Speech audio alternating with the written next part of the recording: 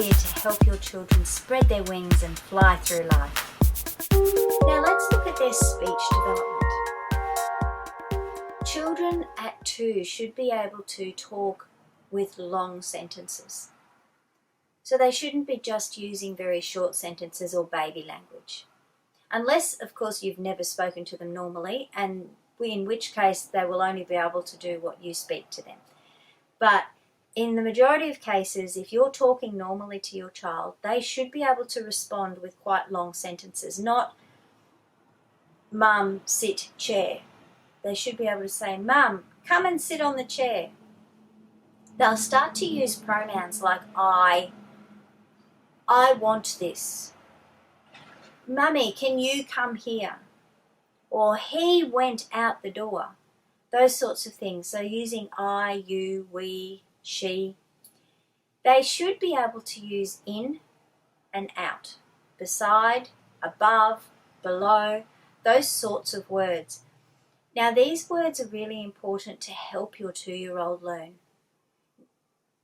The most important part of understanding what we're talking about with this development is to be able to give your child the opportunity to learn these things. They won't instinctively know this stuff. They need to learn it. That's what development is. It means that they get the opportunity to experience these things so that they can do it again and again and again. So when they first start, when you first start speaking to them when they're little babies, you tend to use mum, mum, mum, or dad, dad, dad, so that you can start for them to start talking. And then as they get a bit older, you talk to them normally. I used to talk to my kids sort of like they were little adults.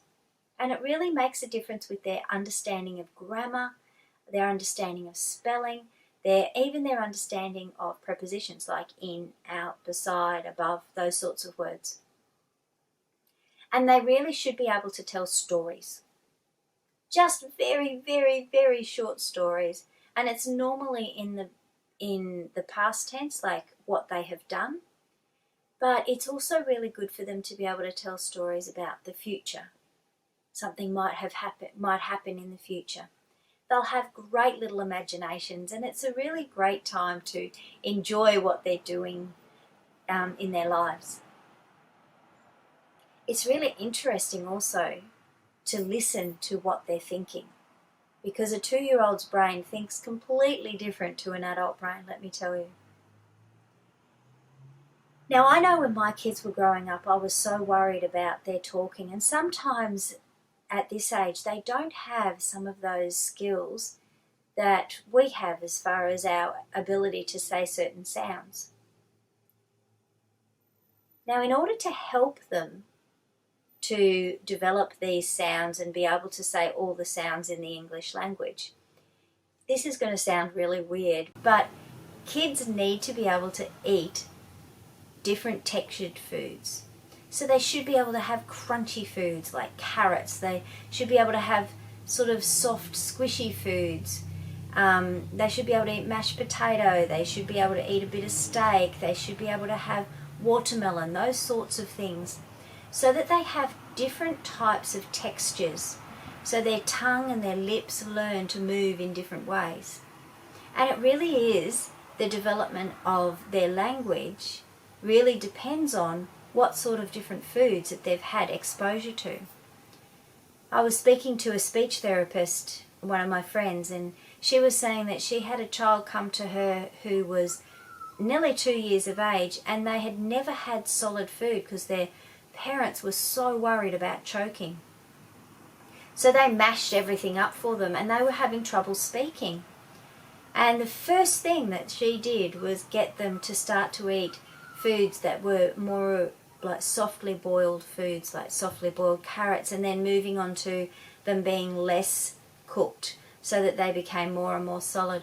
And lo and behold, because they were actually doing that over a period of time, the child started speaking a lot easier. Kids should be able to follow 2 and 3 step instructions at this age, and they should be able to identify some colours. So it's important that when we're looking at their intellectual development, that that we know that they can actually do those colours. And to be able to articulate those colours, they need to be able to make sure that they can say all the different sounds. Now, the sounds that they should be able to say at this age are P for play, B for ball, M for mine, N for now. And there's a very big difference between and N.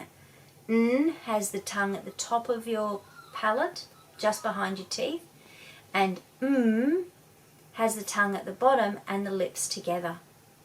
T for tidy, and D for don't. And there's a difference between a T and a D. Now, the children should be able to have those sounds really clear by this age. And if they don't, the way that you help them is by repeating the word. So if they say, don't do that, you say, don't do that. Now, you don't ask them to say it back to you again. Just say it, repeat it again so that they can hear what that sound is.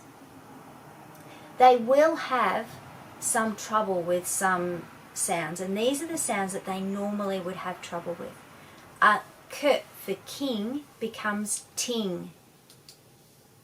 A G for gap can be replaced with a D. Sh for short can be sought, and ch for child can be xyled. So these are the sounds that it's okay for them to have trouble with. Ul can become w, so lit comes wit, and for ride can become yide. Now, I'm sure it's so cute when you hear them make these little words and they're going, I love you, and it's I love you, and the L changes to a W sound, and it is really, really cute.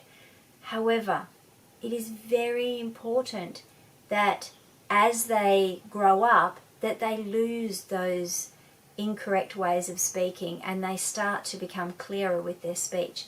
This will help them with their grammar, with their spelling when they get to school, and it will also help them be understood by adults. So thank you can become thank you. And these are okay. It's all right at 2 years of age for them to sound like this, because these are the words that these are the sounds that they're trying to get their tongue and their lips and their cheeks around. So C can become T, shoe can become two, seat can become C, right can become ri. So they're actually missing the ends of the words. Car comes ga, so a k comes a g sound, and a t comes d. There's also what they call consonant clusters. Now, consonants are everything other than a vowel. A vowel is A, E, I, O, U. A consonant is all the other letters. So what you'll find is like uld, like cold, k, o, uld, will become ul, coal, and they'll miss the D sound. Or spider becomes bider, pider, because they can't get the two sounds together. And that's okay. It's all right at this age for those sounds to be missing. What we're wanting, though, is that as they grow, that those sounds become clearer and they understand them and they can start to say them.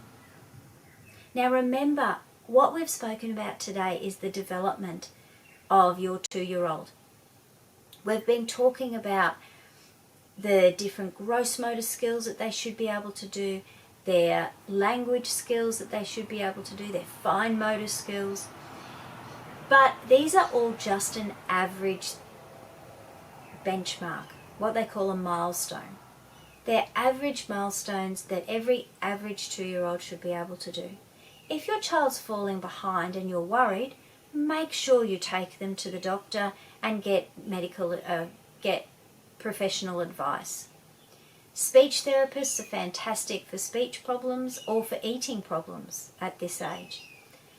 Doctors are fantastic to know their gross and their fine motor skills, You may even be sent to a paediatrician. It's okay, because they're specialists in children and they'll be able to give you a really good idea as to what needs to happen now, if there's any issue at all. In the majority of cases, these milestones are just an idea for you to have peace of mind that you know that your kid is tracking on the right way. Enjoy your children. They're only young for a very, very short period of time. Have fun with them. Don't worry too much. As long as they can do these things, you'll be fine. And they need just the opportunity to learn. Kids of this age love learning, and that's what we want to provide them, is those opportunities for them to be able to learn. Have fun, and I'll see you next time. Bye.